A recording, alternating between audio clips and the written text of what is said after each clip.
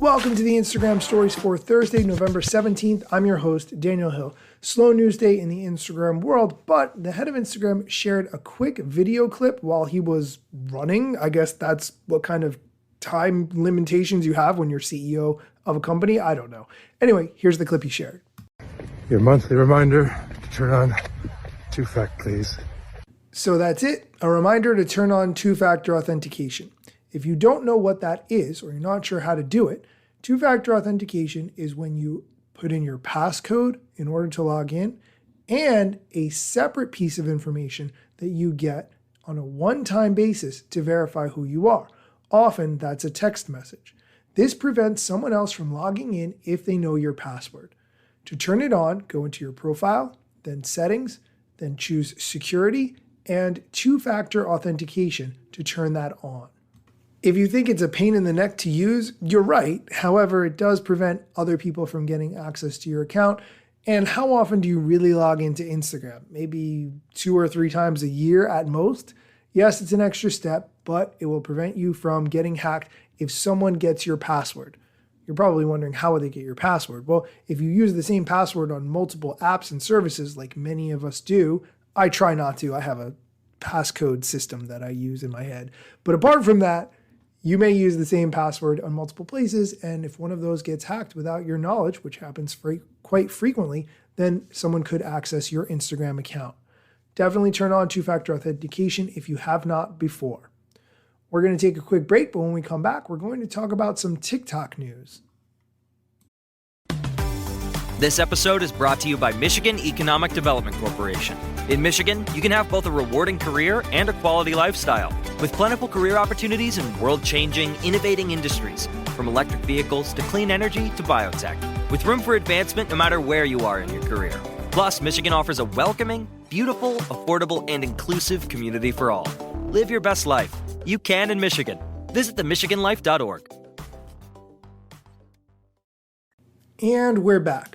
When Instagram news is slow, I would like to focus on TikTok news. Number one, because TikTok is obviously such a big player, but number two, in places where Instagram has tried to expand into certain areas and has rolled those features back for one reason or another, likely due to popularity or lack thereof, if TikTok is doing the same thing, I think that's a really interesting counterpoint. Did the feature not work on Instagram for a specific reason or something else? Let's get into it. TikTok is launching an e-commerce section of their app. Users can now make purchases directly through the app using a feature called TikTok Shop, which began officially testing in the US this week. It was previously only available in the UK and 7 countries in Southeast Asia. Now, I say this as a point of contrast because Instagram Shop had been a big push, but recently has been rolled back. Here's the quote from a TikTok spokesperson, quote, "We've seen the positive impact of TikTok Shop, and we're excited to continue experimenting with this new commerce opportunity to support businesses of all sizes." Now, what is TikTok's goal here? What's TikTok's strategy? We already talked about Instagram rolling back their shopping options. In this particular case, they're trying to focus on that live stream market, which isn't really big in the United States at all. When I think of live shopping, I automatically think of Home Shopping Network and QVC, which I find terribly boring, although plenty of people do find those interesting and great ways to buy. I'm not sure that I would ever buy from a live stream, but then again, maybe it hasn't been presented to me in the right way. That is clearly a market that TikTok is looking to capture. I'm going to link to a really good article explaining all of this in the show notes, so if you want to read that, be sure to check it out. That's going to do it for today's show. Before I go, I have a quick question. I host with Anchor, and you may have noticed over the past few months, I've incorporated an ad, first for #Slayer, and then for the Anchor app itself, so I can generate some revenue from the show. However, Anchor has added subscriptions in the amounts of 99 cents, $4.99, or $9.99.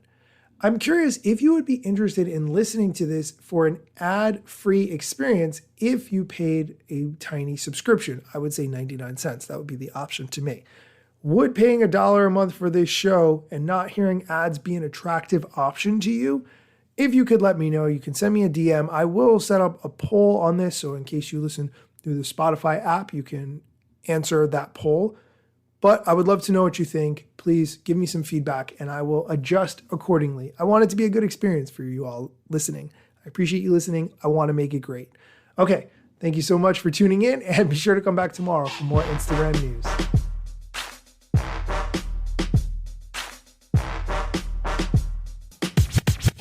I'm not yet a member of the Instagram team, but my podcast covers many Instagram themes. But the name, image, logos are trademarks of Instagram and the LCC in the USA and every territory. Everything I publish independently until Zuck returns my DMs and starts to pay my salary. Not sponsored or endorsed, no lies, no fallacies. I use their logo with permission, not malicious or callously. No trademark violation, filling all criteria. Follow me on Instagram or Twitter at Daniel Hill Media.